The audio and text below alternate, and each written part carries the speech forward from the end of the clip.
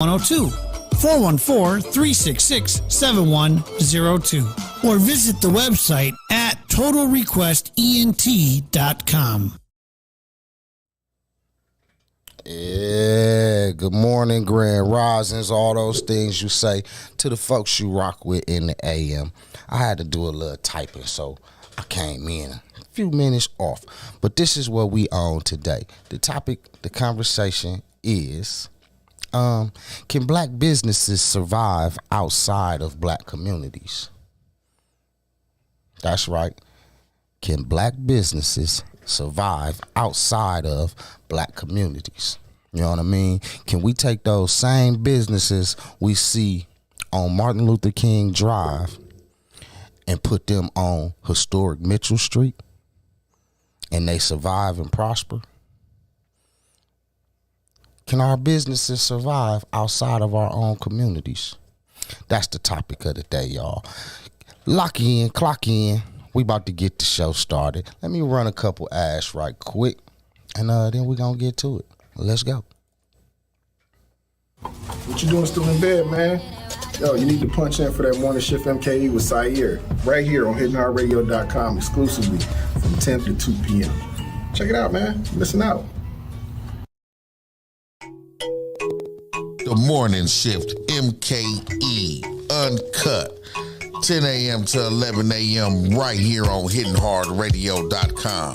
Real topics, real news you can use, you dig? You can also catch us at the Post of the City page on Meta or Facebook or HiddenHeartRadio.com.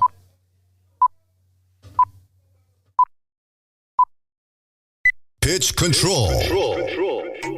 The Morning Shift, MKE Uncut on HiddenHeartRadio.com.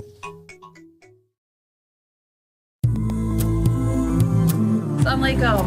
I am Sister Rebecca. Assalamu alaikum, and welcome to the Milwaukee Islamic Dawah Center. Assalamu alaikum. My name is Yamin Talib Muhammad. My name is Doris White. I've been with the Dawah Center for about 15 years. Okay. Yogurt. Since 2017, our food pantry program continues to reach to thousands of families and individuals. In 2021, we distributed over 1 million pounds of food and impacted over 100,000 individuals. We've been serving our community for years with our pantry. We have a pantry here on Tuesdays and Wednesdays, about 9:30, 10 o'clock. We were awarded a $30,000 grant to purchase a 27-foot truck, as you see here, 27-footer, as well as a 17-footer over here that we use to provide food services throughout the city of Milwaukee County. With the help of Allah and a great team of volunteers, our pantry continues to combat food insecurity in our community. Everybody like it. They love it. And not only like it, they love it. A lot of the same people, a lot of new people. And we see a lot of new people when we are on Hampton. That's when we see a lot of new people, but mostly the same people here. Every third Wednesday of the month, they give a big giveaway. We even give twice as what you see today. The donations that you have given and continue to give us fuel the work that we do. And we can't say thank you enough. Assalamualaikum. May Allah reward you and your families for your continued support in this life at the next. Assalamu alaikum. Ramadan Mubarak.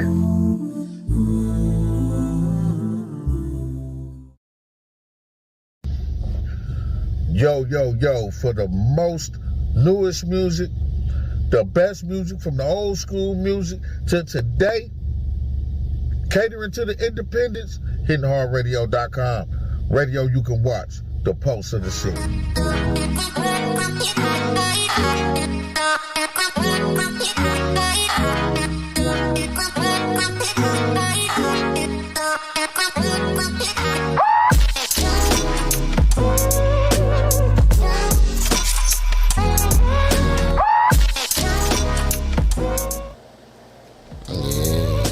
Morning, grand risings, all those things you say to the folks you rock with in the AM, man. All those things you say to the folks you rock with. Why am I hearing myself? Hold on, I think I know why. Let me fix that. Okay, and that should do it. I should not be hearing me echoing through like that anymore. Let's just make sure. Okay, there we go. Good morning, Grand Risers, man. It's Tuesday. Gonna jump right off into the topic, man. I got my brother, man, none other than Ramaleen Muhammad from the Ram Report. Assalamu alaikum, Maki. How you doing, black man? Alhamdulillah. So, like I said when we was chopping it up a little while ago, I posed a question. The thought came to my mind. I was just walking Mitchell Street one day, and I noticed at least 2 black-owned businesses. At least 2. So, I got to wondering, can black-owned businesses survive outside of black communities? You know what I mean? Like, right. We know we got some scattered here and there in some places. Like I said, there's 2 located on historic Mitchell Street. Right. But I wonder, can they survive? Can they prosper? Can they, turn large enough profits to become something? Right. We're trying to turn your service volume folks. a little bit. You say that again? Yeah, that's better. It's better. Okay. I can hear you better. Yeah. I can barely hear you. So yeah, I was wondering, can it happen? I don't know if any research been done on it or nothing like that. So I said, let's just have a conversation and see what the people think. The phone lines is open, 414-502-9447. You're more than welcome to chime in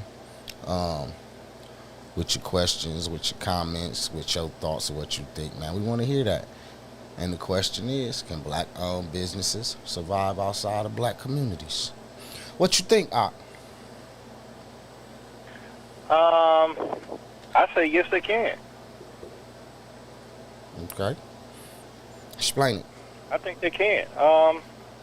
In business, if you have good management, which is control, and good marketing, which can include customer service, polished customer service, and a good product. And you got good manpower, which is trained employees. And you got money you making, the money you get started with. You can make it. And the reason I say that, you look up, you can find a Chinese restaurant anywhere. Hey, have you ever noticed this right quick? Let me interrupt you. Have you ever noticed this? You see a lot of Chinese Chinese businesses, but you've never seen a commercial for those businesses? Never. And then you got to ask yourself, why is that? But that's another topic. That's an excellent point that you make. Yeah. I've never seen an ad in my lifetime on TV. You know what? That's a Facebook post. Yeah. That's an Instagram post. You never see an ad for no Chinese restaurant. Wow. That's powerful right there. Yeah. But of course, the focus today is black-owned businesses. But I just had to throw That's something to think about, though. Yeah. That's something to think about. That's definitely something to think about. Yeah, but I'll say yes. They can, and I think a lot of it is just due to we haven't really thought about going into other communities. Do you think we haven't thought about it, or do you think we just don't know the way in? Like, you know what I mean? Because let's just be honest, some communities we'll never get into. That's part of the reason. Not as an owner, at least. Well, I mean, we normally think of stuff that's going to serve us. Right. Our businesses start off with things that's going to serve us, whether it's food, barbershop, beauty shop. You know, just like we cut each other's hair. How many barbers Eric cuts white folks' hair? Mm-hmm. So, or even now, the Puerto Ricans will come and get their hair cut with because they like our style. But for more and over, you don't see white men coming to no black barbershop. You just don't. You rarely see a black woman coming to a beauty shop that is predominantly black women.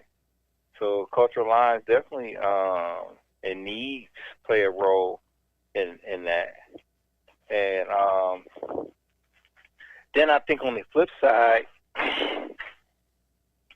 depending on the diversity, if it's a diverse community, I would say yeah. But Wauwatosa, no. Why would you go to Wauwatosa?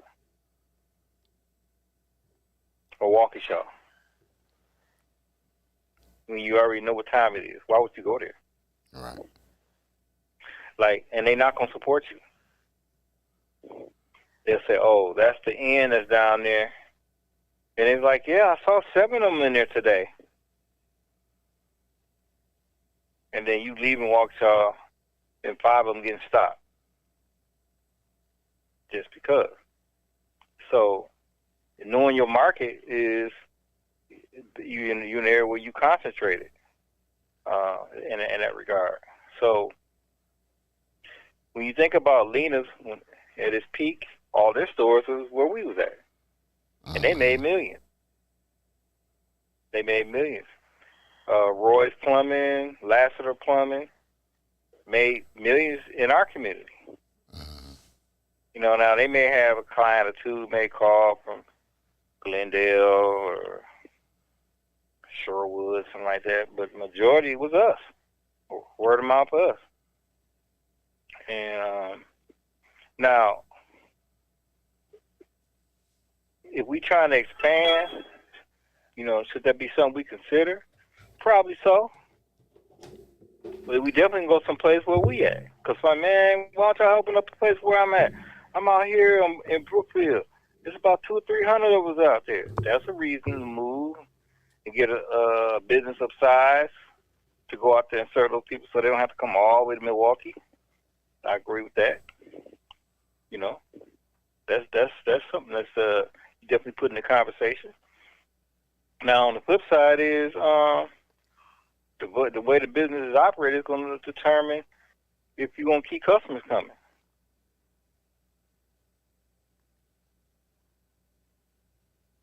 All right. You know what I mean? Yeah.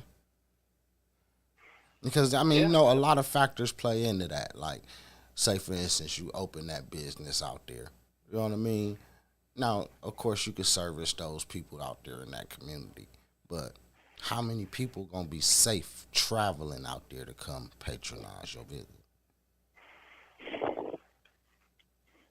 You mean be safe as in what regard? You mean like, you know, the racial profiling, driving while black, the Karens, the Toms, whatever you want to call them. You know what I mean? I don't know. I would say, depending on what you're doing, it's going to depend on who's going to come. But I think overall, I don't see a lot of us putting our place, like going way out there. We want to be close by to us where our people can get to us. Mm-hmm. I don't see a reason. It's an individual. I'm not gonna say her name on the radio. We both know, and she sells clothes. You know, you're familiar with her at the Dower Center. Mm-hmm.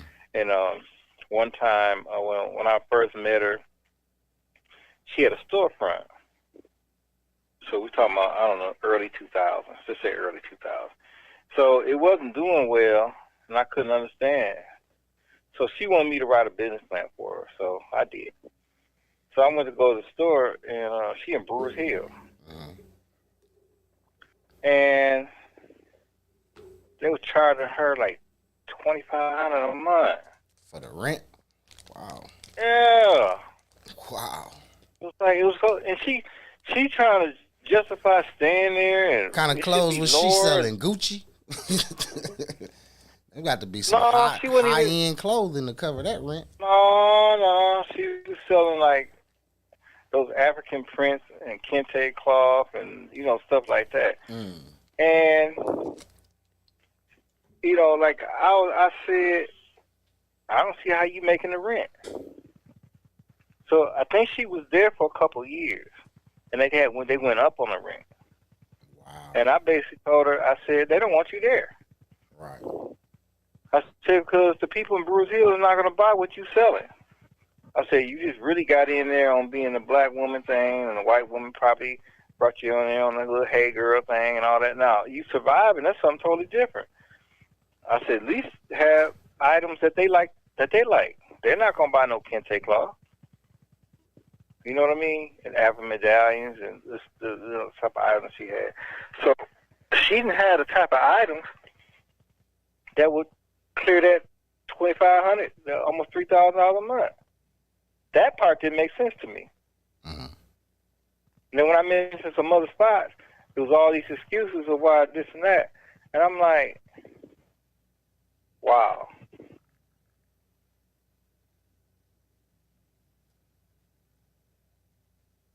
I wouldn't do that. I wouldn't do that.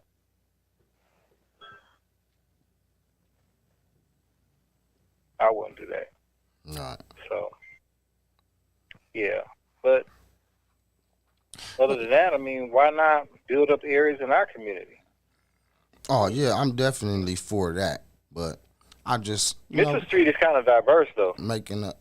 It is, but not in our direction. Right. You understand? It's various different types of Hispanics. It's we have like some foreigners, some Pakistanis and things like that. Right. Those are what most of the businesses are. You got the Latinos, Chicanos. You got the Spanish people from South America. Mm-hmm. But they stick together as one. Mm-hmm. Mm-hmm. And let's just take the Spanish community for example, right? Can you open a business in their community and it work? I mean, how many black people speak Spanish? You know what I mean? Is you gonna be able to communicate with the folks? It's some. Yeah, I know it's some, but overall, how many black businesses got, and you walk in that business and it's multi-language is spoken by ownership or management or employees? Well, probably not many. Right. But wow, then if that's the case, then I guess. So you will have yourself in a situation where someone, if you do get them to even walk into your store, you can't communicate with them. Right. Well, I mean, and then there's another hurdle right there. You opening up a business in another community, of course, that's not your cultural heritage. What do you sell them? What do you offer them for services? What's they need? Right. But why would you go there versus serving your own community? Start in your own community first. Mm-hmm. Be strong in your community. Well, a big thing. Then you may decide to say you want to go. A big thing in our community is trying to get out. Every time somebody get a little piece of money, they tie their shoes up tight and run for the hills. Oh, yeah. But if you expanding, if you got your first shop, you're gonna be where the majority of your people. If you expanding, you normally going to expand places where your people at.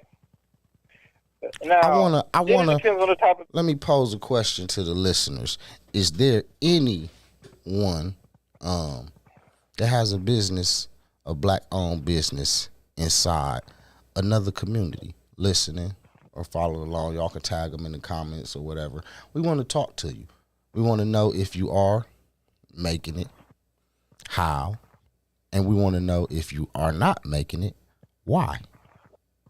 Phone lines is open, 414-502-9447. What you saying, Rick? Okay. You there? Mm-hmm. Oh, yeah. I was going to say, then it depends on what type of business it is. If you're doing food, which probably crosses all cultural lines, yeah. You but now, to open a soul food restaurant in a Latino and a Hispanic community, no.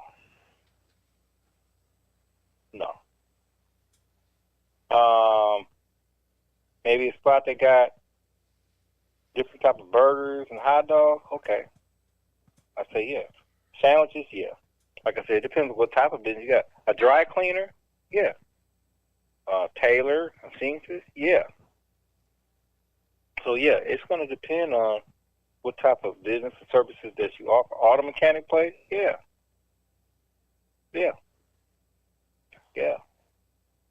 That definitely transcends. Yeah, no doubt. Now, And then hire. now, these particular businesses that you just mentioned, you feel like they will win in any community, right? Why aren't they in every community? Why? Yeah. I think it's a number of reasons From a why black it's from not. a black owned standpoint. I know there's auto shops. I just don't think the masses will really understand expansion. Like, we still mom and pop turnkey. Like, I know a brother who got a tire shop, right? It's him and his dad, and I think they got 3 locations. No, it's 4. And they've been doing it for a minute. You know, they fix tires, they get plugs, they get used tires. At one store, they got new tires. And somebody wanted him and his dad to come to the south side, but they've been kind of reluctant because they don't have the manpower. I don't think money's the issue. It was a manpower issue. And then he remember him telling me if he would do that, he would have added something to it. Like, he probably would do oil changes and tune-ups, stuff like that. But he said he would want to get a building or a shop that was already built like that and just move in and change around the way he wanted. But just to go over there and do what he's doing now, he said no. And I that made sense. That made perfect sense. But then, like, I just don't think sometimes we just get comfortable and we don't think on a large scale. You know, we get comfortable with the money we're making, everything's fine, and we just don't see it like that. You know, but I think some of that's changed.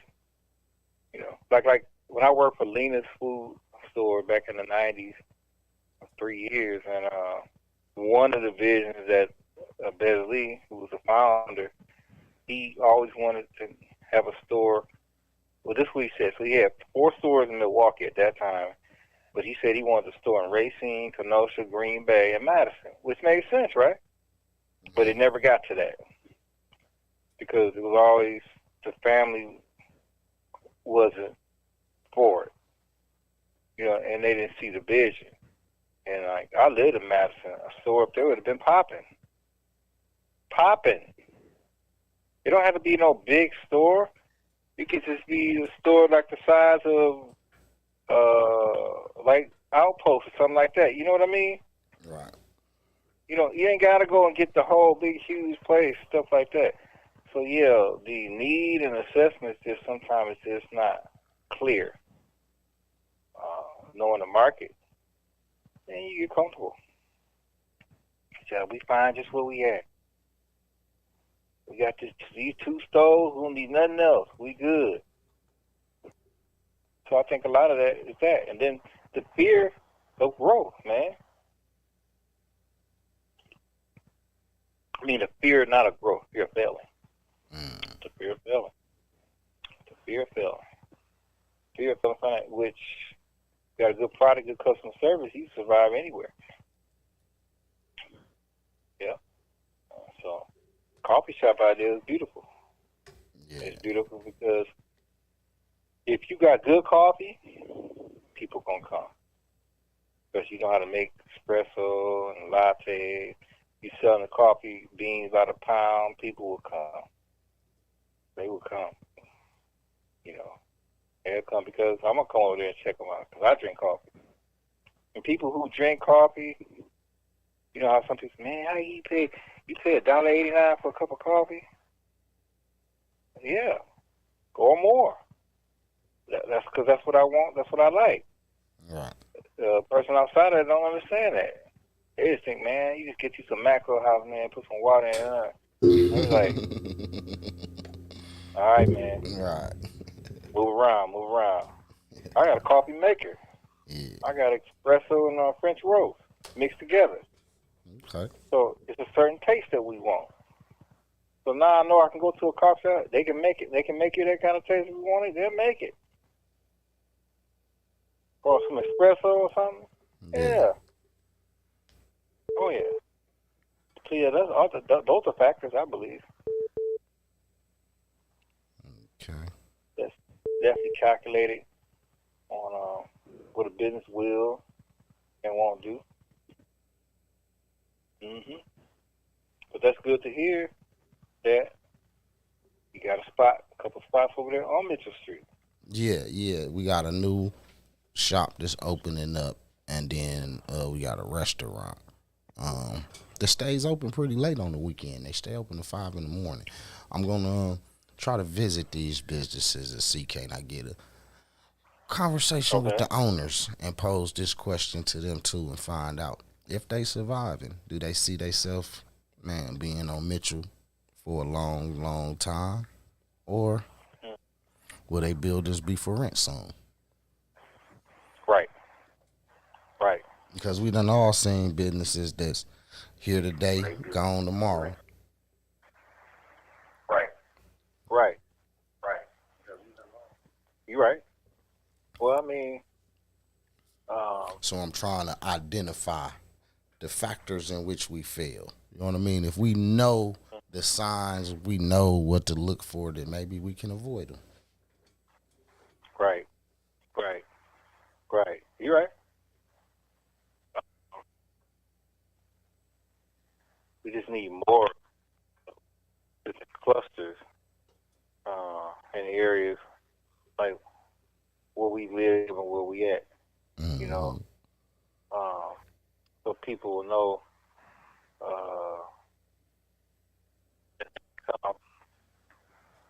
And you got coffee shop, and you got the Taylor across the street, then you got the local small grocery store, maybe barber haircut, you know. Have it all in like one little area, you know, little cluster area. Yeah, that would be the ideal situation, I think.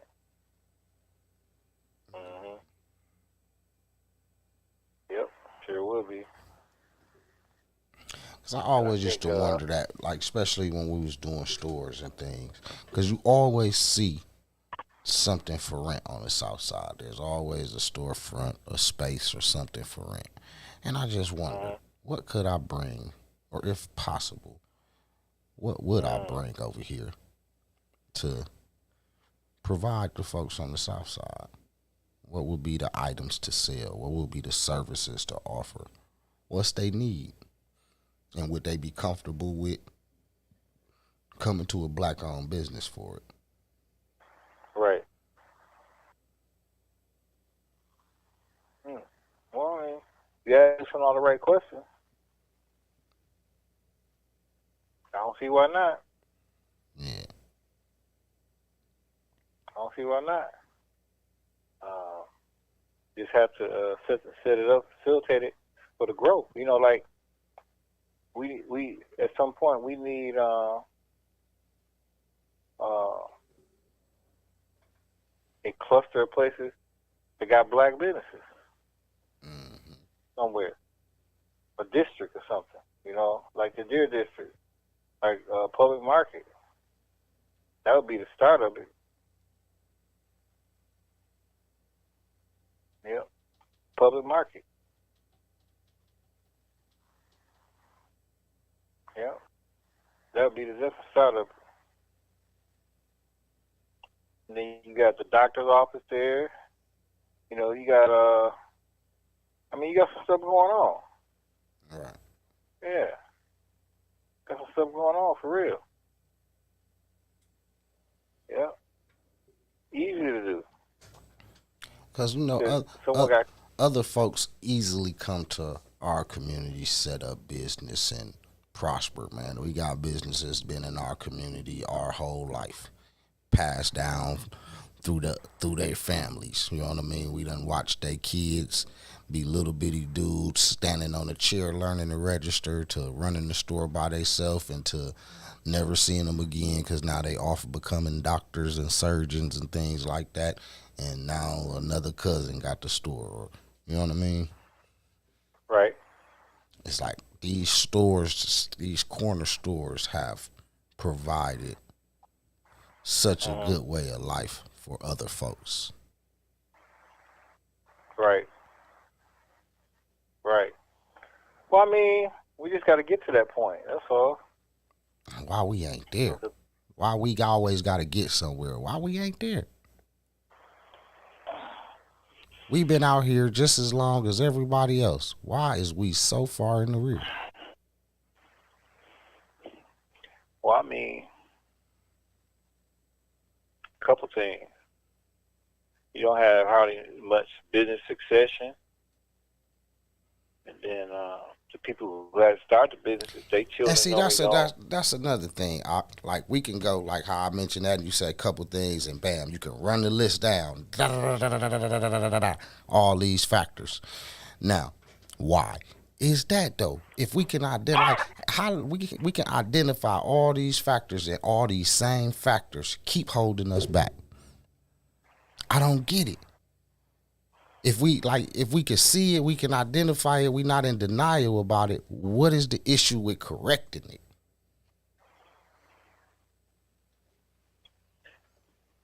You got to have people with the mindset that see the vision.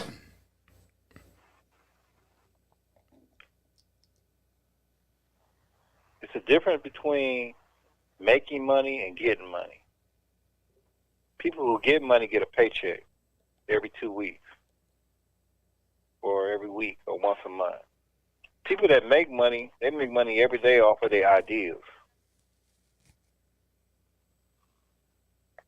They taking an idea from their mind, or a lot of it in their mind, they put it on paper, and they set up a situation where they can make money. Very few people in the black community think like that. If they did, why don't you see more vendors on the corners? At one time, the only vendor you saw on the corner was the Brothers in the Nation of Islam, selling the Final Call, selling bean ties, selling books, maybe selling incense. Now you hardly ever see that. Every once in a while you might see some young children selling water. They say they're selling for AAU team, but a lot of times they be hustling.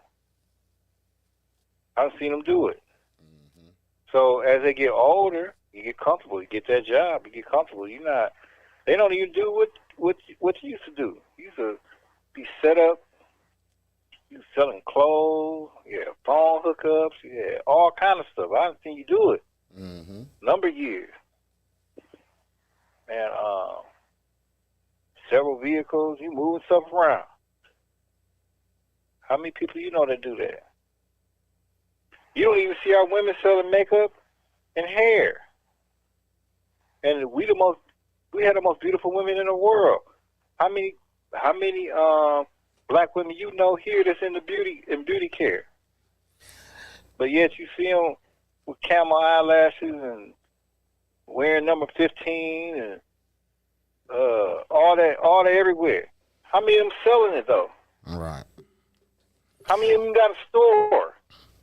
Well, actually, I know a lot of females that sell hair, but they don't have like buildings. Most of them do it online. Right. You know what I mean? Things like that. Right. That's they hustle. That's one thing these women will do. Sell. They selling it online, but the ones that got a store getting money.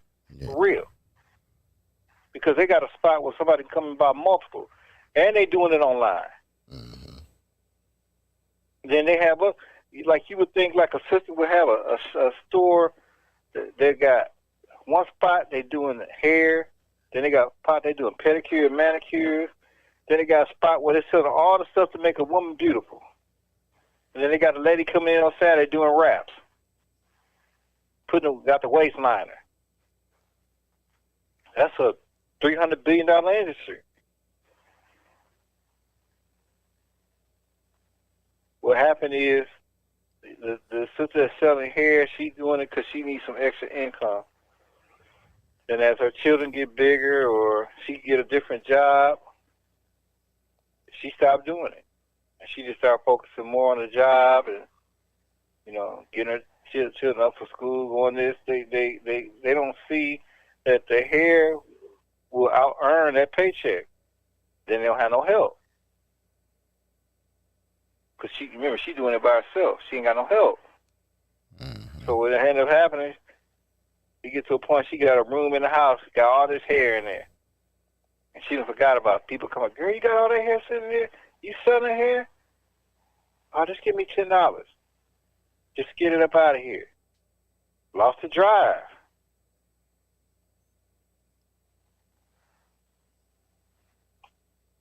How many auto shops do black men own that's customizing cars? Tinted windows, 22s, changing out the interior, putting flash dash. How many you know? But you see paint jobs. You see who's rolling around doing it because they spending money with somebody else that don't look like them. Maybe we doing some detailing. But ain't no money, no detailing.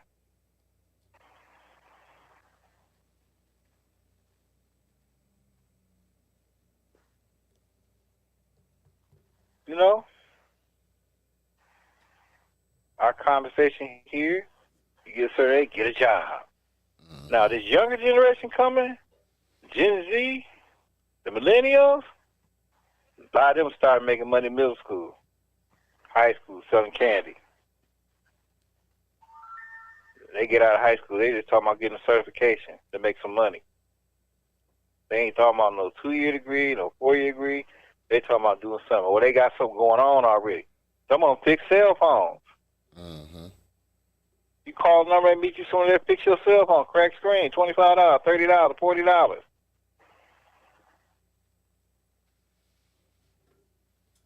But why don't a black person got a Milwaukee Mall and got all this in there?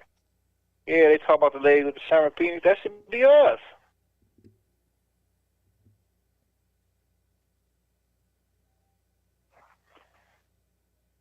Because we programmed to get a job, that's why.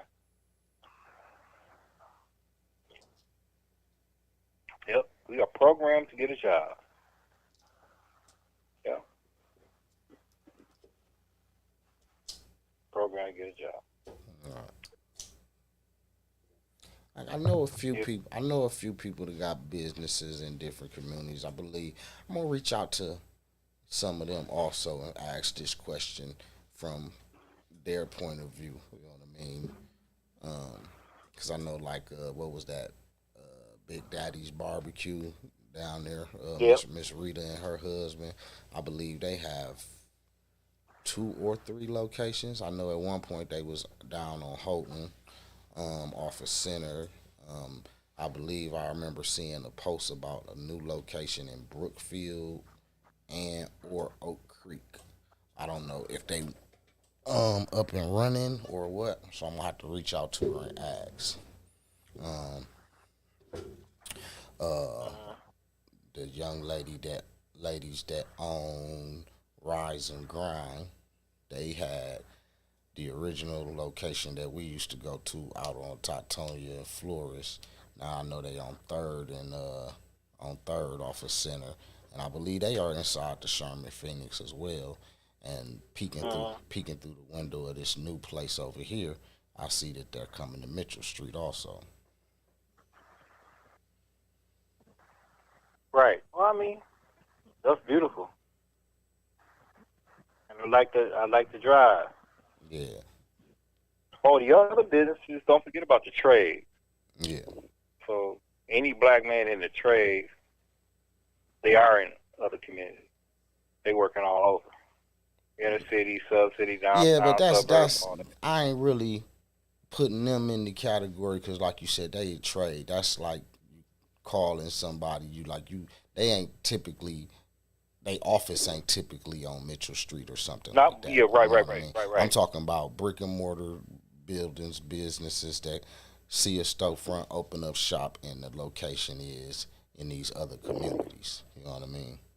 Yeah, but okay, if that's the case, build your community up first before you go somewhere else. Mm-hmm. Like, why we don't control and monopolize Midtown? Good question.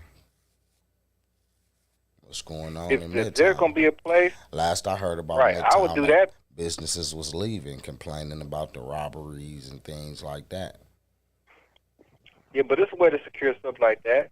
If you got a vision and you got an alderman or alderwoman that know what time it is, because a lot of stuff, our alderman guy here, the business community should be able to move forward and get their support to do the stuff we need. You know, hey, this is what we're doing with our tax money. We want to redo and build up Midtown. We want to go over there in Midtown. The second somebody took the Midtown and turned Walmart into a flea market, you get paid, man. Just imagine if you had so the Walmart store is smaller than one over here in my house. And just say if you had a weekend flea market and people come in, set up tables, you can build out partitions. Because I've seen a flea market like that done in a building in Raleigh, North Carolina when I was living there. Mm-hmm. When I was married, when I was living there. And the guy, it was two Jewish brothers, they had this lot where this department store had closed down. Outside, they had people, I think it was charging people $20 for the whole day. You get a spot. If you want to be on the inside, there's only a 2-day flea market, Saturday, Sunday. Saturday, Sunday flea market. And then, in that regard, entrepreneurship, black entrepreneurship is not encouraged here. It's rarely even talked about. Like I said, you ride through the city, you don't see nobody on corner selling nothing. Why is that? Not like you used to.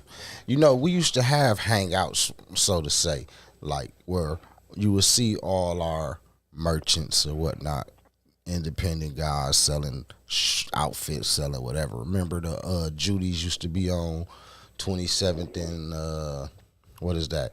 Kilbourne? Yeah.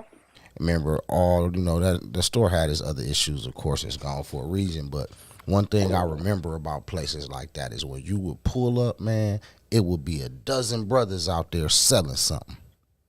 And not illegal shit. Yeah, I just remember the biggest run I remember is people selling illegal CDs. Yeah. You know, you had that. You had that out there too, but you had the guys selling socks. You had the guys selling shorts. You had the guys selling hats. You know what I mean, belts, whatever. Yeah. It's okay. There's a few people are still doing that, but you would think it would be more. You think it would be more because all you got to do is ride down Chicago and go down there to Diversity and Street down there where all the warehouses is at. And you can come up. You take about $1,000. You come back up here and come up. I done did it. Now they got some places here that make stuff. Yeah. You know, the Hmongs and the Koreans, they got some sewing factories and stuff, making T-shirts and all kind of stuff. I mean, you can come up selling white and black tees. Mm-hmm. Right now. Mm-hmm. But, to get to what you're talking about, entrepreneurship got to be refertilized in the minds of our people. Right. And to move forward. Right. Like if a person, then they get their money up, then they probably say, well, you know what, I'm going to put this in here. It's a coffee shop. If you do well, I don't know much about that location over there, but in the area where it's super populated, you gonna make money. You make enough money by 10 o'clock and be straight. You got good coffee by selling cups. You can sell 1,000 cups of coffee a day, easy. Yeah. But if I had a coffee shop, I'll put one over here on the east side. Yeah. Over here by the Walmart. That's where I'll put it at. It's not one over there? I thought it was one down there. Nope. They ain't got one in the Nope, no coffee. Oh no, it's down on Locust. Well, ain't no coffee shop over here. Yeah, it is. And I know it's more coffee. On Houghton and Locust, Collectivo on Houghton and Locust. Yeah, but that's not over here where I'm at though. Yeah. Because you got to remember, East Capitol, you talking about Sherwood, Glendale. Yeah, they And got the UWM. they got a the UWM population. They got a Starbucks on. I think that's Downer or Denver, whatever. I remember Yeah, picking so up that's for orders the, there. Yeah. that's going further towards south. And there's towards no downtown, but there's no coffee set up inside the what's that, the outpost there? they do sell coffee there, but they don't advertise. Okay. And they got good coffee. They don't advertise it. So the people that go in there know that they got coffee, but if they just put a sign out there, it really would be popping. Yeah. And they sell coffee beans. Yeah. That's an area which I never understood. I remember talking to one of the owners there that if they put a kiosk outside, they'd be killing them. Because you can almost drive up, get your coffee, and keep going. Yeah.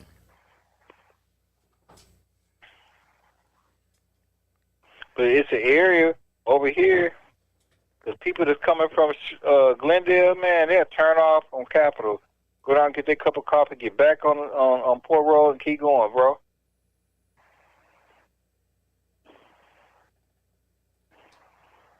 You know, and all the people live on Humboldt, they would probably come down. But you got a Collectivo on wait, is that Collectivo? On Oakland. I used to go over there and get coffee. I used to go over there and get coffee. I used to get on my bike and ride over to this place on Oakland and sit there, drink coffee, read the Wall Street Journal, read USA Today. You sit right there in the window. Get espresso. Did that for years. So yeah, they can survive as long as they get. You know, I say this: keep it the coffee culture. Don't turn it into like what they did at Coffee Makes You Black. What they did over there. Like turn it into a restaurant. Oh, okay, yeah. It's like breakfast, lunch, dinner. Just keep it coffee. Maybe get you some danishes, some donuts, stuff like that.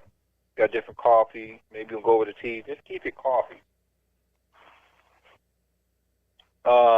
Sometimes they go over and do some sandwiches and stuff like that, but you can survive on coffee and danishes and cookies. Easy. Real easy. Real easy. Now, the other thing is that we didn't talk about in regard to the coffee shop is the understanding of coffee. I don't know how that would work in the black community. What do you mean by that? The understanding of coffee? Like if you put another location, so you come in north now, where would you put a coffee shop at? Where would I put a coffee shop at on the north side? Definitely because the one that definitely it didn't near, survive in Midtown. Definitely near libraries. Because you got readers that go in there, sit, read. You know what I mean? Sherman Park? Yeah. Well, they got Sherman Park over there. They got a coffee shop. But yeah, that would work.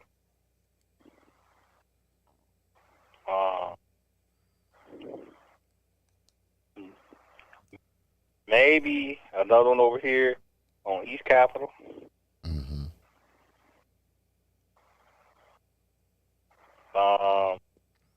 You know where I think? Maybe. You know where I think another good location would be? Over there on Wells, by between 16th and 10th. Over there, that little strip. It used to be a Burger King right there. Where? On Wells. That the college kids, you got on 16th, you got like But you talking about Marquette. I ain't gonna count Marquette. Yeah, okay. Those college kids, that's a different mentality. I'm talking strictly north side, northwest side. See, it gets limited. Because when you think about it, you remember Brother Manan and his wife had the smoothie spot on North Avenue? That was like 17, 16. Oh yeah, North that was Avenue? right. They was right. They was you talking about The Juice Kitchen or whatever it was called. And they was in a spot they shared with Outpost. Mm-hmm. They had a small Outpost store, and it didn't survive. And the reason it didn't survive because the knowledge level of health is not good in that area. Mm-hmm. And then, like, when you say a cup of coffee is $2.15, that's not gonna rock well in them areas. Not. When you tell a person, like I'm sitting here drinking out of my, I got a thermos. The thermos I'm drinking out costs $25. So I've had it for about 9 years. So when I go to a coffee shop, they give me 10-15% discount for having a thermos. So yeah, the cups, the coffee I want, I may say, well, I want some French roast with a shot of red eye. Now we up to $2.50. Take that 15% off. You know what I mean? 30th center, that ain't gonna work. We got to change the platform of these neighborhoods and raise up to knowledge and intellectual understanding of why a person's doing that. Because most people, man, you get any old cup of coffee, man. Now I tell you now, if I had a coffee shop, I'd be selling beans. You know who would I sell beans to? And people ain't really up on this one. I sell them beans to them gas stations. You put some of them good coffee in them gas stations, man, they be coming. Like what I'm drinking right now, they won't be able to keep enough of it. Yeah. But some people got to have that caffeine, man. Right. Now they buying 2 pounds of French roast. Maybe they're paying $9 a bag, and they could justify charging $2 for a cup, and get it. Yeah. And get it.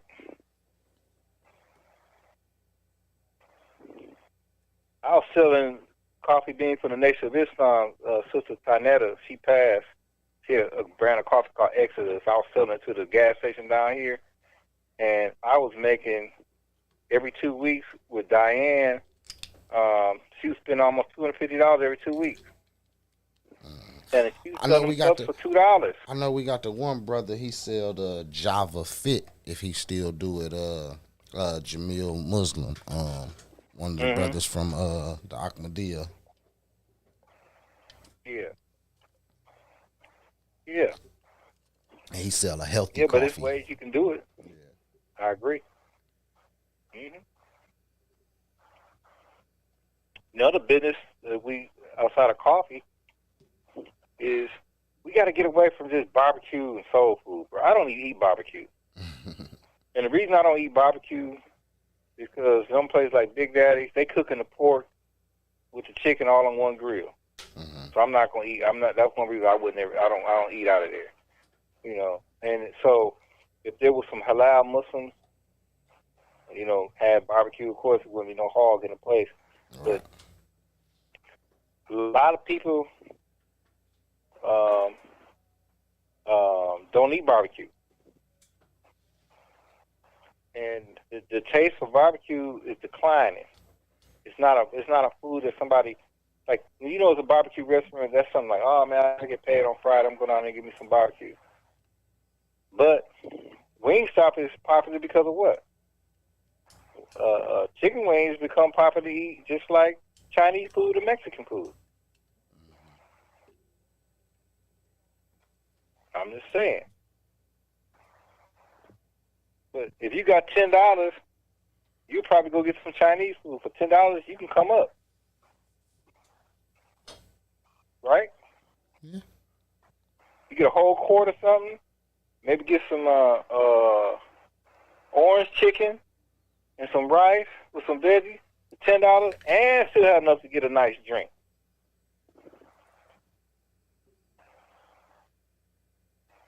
And it's simple to make Chinese food. Right? Yeah. See? It's simple to make Chinese food. So yeah, all that goes into the analysis of why you do certain businesses too. You're gonna make a profit. people gotta like it for it to make a profit. Right. Yeah, they gotta like, man, that's good, man. I'm gonna go back there and get some of that. For real? Yeah, man.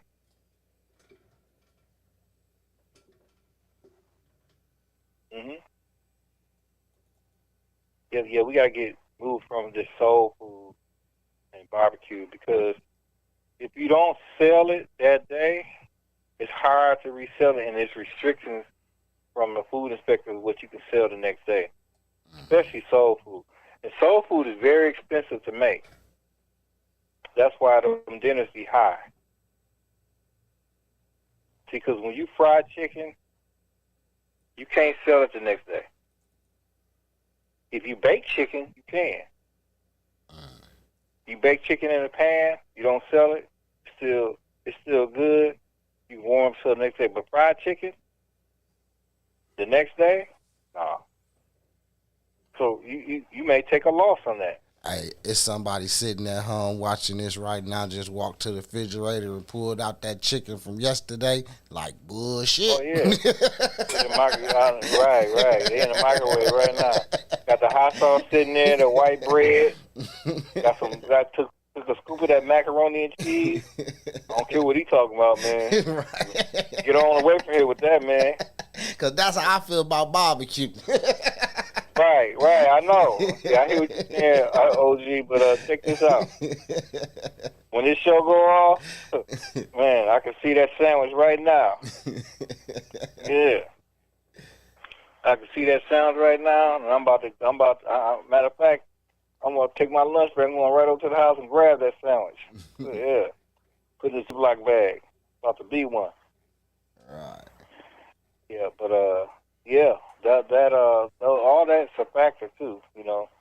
So yeah, praise be to Allah. I would like them to be successful, and then making sure that you are making some adjustments to be more successful. You know, you might see something else. Oh, let's start doing this too. You know, because you got coffee. If you make some good danishes or cakes or cookies, man. You in there for real. The oatmeal cookies with chocolate chips in them or something. Man. Yep, you in there for real. Yeah. Yeah, so those are some of the things about black businesses. You know, where we at, where we need to go, what we can do. Sky's the limit. That's what I see. Well, give us your final thought before we get up out of here. Well, we got to support back, buy black, think black, and create more black businesses so we can start employing our own people. And we have made a dent in it, but now we need to start getting to more of the services that we use. You know, like the brother got the food store. We need another one over here on this side of town. Push Walmart out of business. Oh, as a matter of fact, that you mentioned it, I visited Sherman Park Grocery. Okay. I went there the other day. Got me a loaded potato. Shout out to the homegirl Gina's Creations. They got her up in there. She got the kitchen. So they got some dope food. Man, it's a real clean stove. Real nice friendly staff. You know what I mean? It don't smell like dead rodents or bloody meat. Okay. I liked it. I liked the spot. I actually sat there and ate my food. They got a little area outside in front of it. I sat down and ate my loaded potato. Beautiful. Yeah, I've been on there a few times. You right. Yeah, that was my first time going. That was my first time. Right. We love to have something like that in our neighborhood. Had a chance to speak with the owner. Found out, he owned quite a number of properties around the city, properties that we familiar with the businesses located in them. I believe I was told Ashley's Barbecue. He owns that building. Right. A couple of barbecue joints. Another, I don't know if it was Daddy's Soul Food or Daddy's, one of them. It's two joints called Daddy's, but one of those, he owns that building. Then he owns a number of buildings on Fond du Lac surrounding his store. So, yeah. Right. Hopefully we can have him on soon, talk with the brother. It's always good, man, to sit down and chop it up with a businessman, having things the legal way. Right. You know what I mean? So many people be willing to teach us how to get it illegally. We don't never really get a chance to chop it up with somebody who got it legally and learn the steps they took. Right. Yeah, we definitely need that. Those conversations. Most definitely. Yeah. Most definitely. Yeah. But yeah, that's where we at. We're gonna keep moving forward and keep the conversation going. And think success and be successful. I think what I'm gonna do is I'm gonna visit some of the businesses black owned that are outside of our communities and see how they survive. Okay. You know what I mean? Right. See how they survive and see how they getting along. Right. Sounds good. Yeah. Beautiful. All right. Okay, well, that's it. That's all for the first portion of the show. We get on to get off up into the second hour. We halfway through it already. That conversation went a little long, but that's okay, because sometimes, man, you need to have long conversations. You know what I mean? Right. So, as always, we appreciate the call. You clocking in with us, Thank Brother you for Ram. having me, Man, till next Thank you for having time. me. Shukran. Assalamu alaikum. To all the people listening, man, make sure you keep it locked. Up at 12, we got the Munchie Mixes. We might have another guest online, so keep listening. You never know who you're gonna hear. Never know who you're gonna hear. Request lines is open. 414-502-9447. You're more than welcome to call and request your favorite jams, and we'll get you in the mix, man. We'll get you. But right now, we're going to get off into this Plies, man. Bust It Baby 2 featuring Neo. Let's go. Hip-hop, play that. Hip-hop and R&B right here.